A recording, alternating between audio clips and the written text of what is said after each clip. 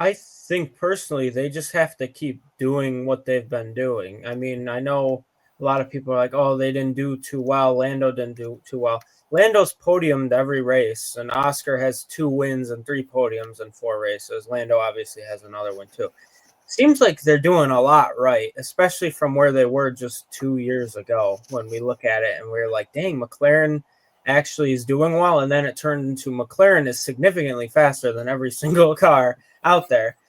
And I think for McLaren too, it's like Jeddah obviously last year was a lot of Max Verstappen and Checo just really kind of took off. I think Max beat Checo by like 13 seconds or something like that from what I can recall here. I think it was here at Jeddah. So for that, it's like just keep doing what you're doing. But I think we're going to slowly start running into who's going to be your focal point. Is it going to be Lando Norris? Is it going to be Oscar Piastri? Because I feel like Oscar has a different mentality than Lando Norris that we've seen. I think we're going to touch on that a little too a little bit later on. But with those two, it's like you just got to keep preparing how you've been preparing.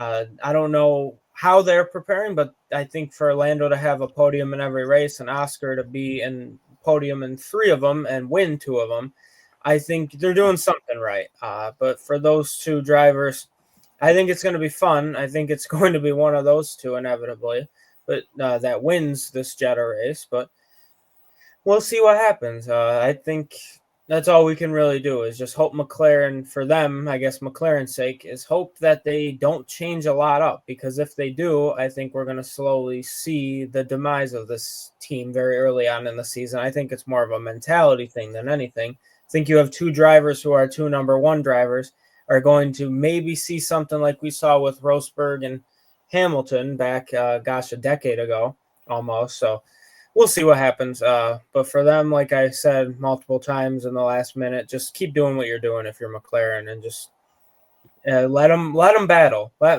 Screw the papaya rules. Excuse my language, but don't do that. Let these two fight, because I think they'll put on a great show.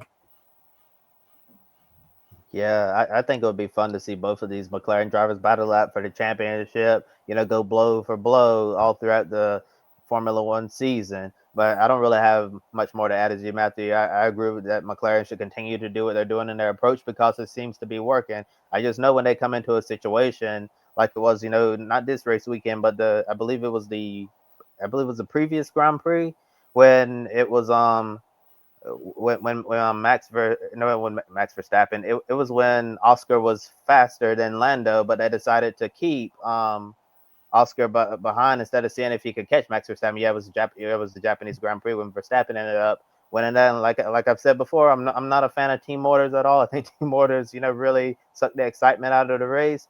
But at the same time, if you're looking at it from a business perspective, if your guy right here has the pace to catch the guy who's in leading who can win the race, and you're having him hold up, like what are you doing? If from the strategy stand, I think if you're in a situation like that, you need to be able to make the smart call to try to maximize the day for the team. And I think if McLaren continue to do what they're doing and try to avoid the situation of what happened in Japan, then I believe that McLaren can really stake their claim in this championship.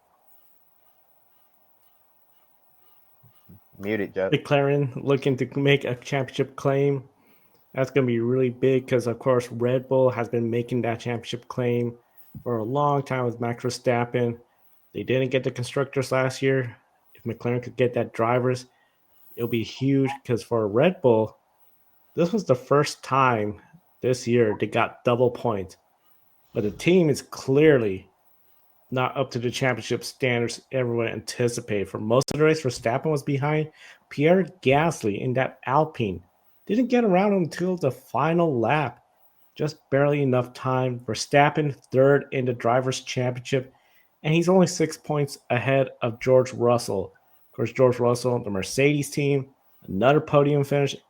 They managed to stay ahead of Lando Norris. They just seem to have that second best car right now. Just a matter of putting sure they're in a good qualifying position for the grid.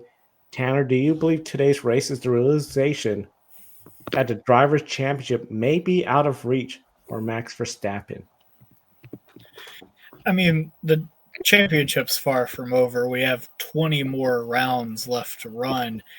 And as much as I have definitely been on the Red Bull car is just bad this year train, we also have to remember that the flexi wing adjustments are going to be coming, I believe, in June, and that could take away a good bit of McLaren's advantage. And I look at someone like Oscar, and had he not backed it into the grass while it was wet in Australia, and had he been allowed to pass Lando at like lap 18 when he first came over the radio at Suzuka, he could just as easily have won all 4 races to this point. So for Max's sake and for Red Bull's sake, that's probably a good thing that didn't happen. But I think right now it's impossible to know like what upgrades Red Bull, McLaren, Mercedes, Ferrari are all capable of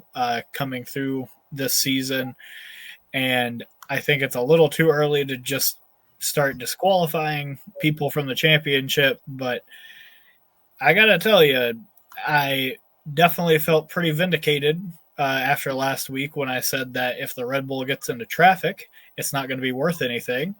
And it turned out to be pretty true this past weekend. So, yeah, I definitely think that they have some work to do to make the Red Bull a car that's able to actually pass rather than just drive fast. And I think that's kind of their biggest issue right now. And I think having Yuki in the second car, and he is able to make passes pretty easily and pretty frequently, I think having him in the car will help unlock whatever is wrong with it and help reverse whatever is wrong. So I wouldn't count Max out of the World Drivers' Championship yet, but as for the Constructors, it's already over. You have 3 races where you can log hardly any points, and yeah, I think that as good as Yuki is, and I think he'll be there the whole season, I don't see that team recovering to contend with McLaren at this rate.